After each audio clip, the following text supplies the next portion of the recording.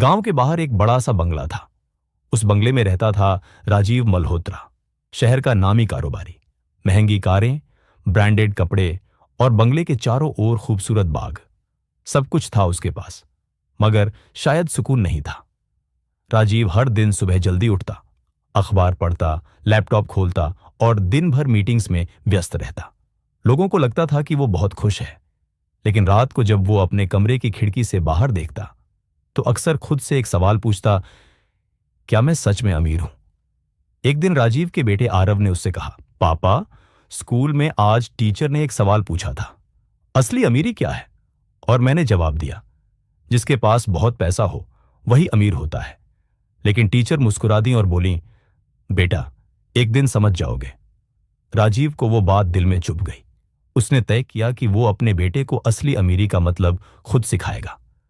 अगले ही दिन वो आरव को लेकर गांव चला गया, जहां उसका बचपन बीता था। गांव का सफर गांव पहुंचते ही मिट्टी की खुशबू ने राजीव के दिल को छू लिया। आरव ने हैरानी से पूछा, पापा, यहां तो ना कारें हैं, ना टीवी, ना इंटरनेट, लोग कैसे रहते हैं यहां? राजीव मुस्कुराया, बस देखो बेटा, यही तो सीखने आए हैं हम। वो दोनों एक किसान गोपीनाथ काका के घर गए। मिट्टी की झोपड़ी, बाहर बैठी गायें और भीतर रोटी सब्जी की खुशबू। गोपीनाथ ने दोनों को अंदर बुलाया और कहा, आओ साहब, थोड़ा खाना खा लो। आरव ने थाली में सादी रोटी, दाल और प्याज देखा और थोड़ा नाक सिकोड़ लिया, मगर राजीव ने चुपचाप खाना शुरू किया। शायद वर्षों बाद इतनी सुकून भरी रोटी खा रहा था। दिल को छूने वाली बातें खाने के बाद राजीव ने पूछा, काका, आप खुश तो रहते होंगे ना यहां? गोपीनाथ हंस पड़े, खुश? साहब, हम तो बहुत खुश हैं।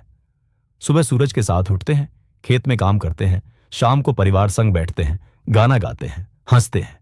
भूख लगती है तो खाते हैं, नींद आती है तो सोते हैं। हमारे पास कम है, पर कमी कुछ भी नहीं। आरव ध्यान से सुन रहा था। रात को जब वो दोनों खेतों के पास बैठे थे तो आसमान में अनगिनत तारे चमक रहे थे। आरव बोला, पापा, शहर में तो इतने तारे नहीं दिखते। राजीव ने कहा, हां बेटा, क्योंकि वहां रोशनी ज्यादा है, लेकिन शांति कम। रात की सीख गोपीनाथ काका के घर में बिजली नहीं थी, मगर दिलों में उजाला था। राजीव ने देखा कि काका की पत्नी, बच्चे सब एक साथ बैठकर बातें कर रहे हैं, हंस रहे हैं। आरव भी उनके साथ खेलने लगा। राजीव ने सोचा, मेरे घर में एसी है लेकिन ठंडक नहीं। मेरे पास लाखों हैं लेकिन चैन नहीं। इनके पास कुछ नहीं, पर फिर भी हंसी है, अपनापन है। उसी रात उसने पहली बार कई सालों बाद बिना फोन देखे चैन की नींद ली। अगले दिन की घटना, सुबह गोपीनाथ काका खेत ले गए। आरव ने देखा, काका और गांव के लोग आपस में एक दूसरे की मदद कर रहे थे। कोई पानी भर रहा था, कोई बैल चला रहा था, कोई दूसरों के खेतों की घास काटने में मदद कर रहा था। आरव ने पूछा, काका, ये सब बिना पैसे के काम क्यों कर रहे हैं? काका ने हंसते हुए कहा, बेटा, पैसे से सब कुछ नहीं मिलता। हम साथ रहते हैं, इसलिए सबका काम हो जाता है। यहां दिल का सौदा होता है, पैसे का नहीं। राजीव ने वो बात दिल में उतार ली। वापसी का सफर वापस लौटते वक्त राजीव ने आरव से पूछा, तो बेटा, अब बताओ, असली अमीरी क्या है? आरव ने कहा, पापा, अब समझ आया। असली अमीरी पैसे में नहीं, दिल में होती है। जिसके पास अपने लोग हों, समय हो, सुकून हो, वही सबसे अमीर है। राजीव की आंखें भर आईं। वो बोला, सही कहा बेटा, मैंने जिंदगी में बहुत दौलत कमाई, पर वक्त नहीं। अब वक्त है उसे बदलने का। कुछ महीनों बाद राजीव ने अपने ऑफिस में बदलाव किया। हर कर्मचारी के लिए छुट्टी का दिन रखा, जहां कोई भी मजबूरी में ओवर टाइम न करे। वो अब हर वीकेंड पर परिवार के साथ समय बिताने लगा। अपने गांव भी आता जाता रहा। धीरे धीरे उसकी जिंदगी में सुकून लौट आया। लोगों ने पूछा, सर, आप पहले से कम काम क्यों कर रहे हैं?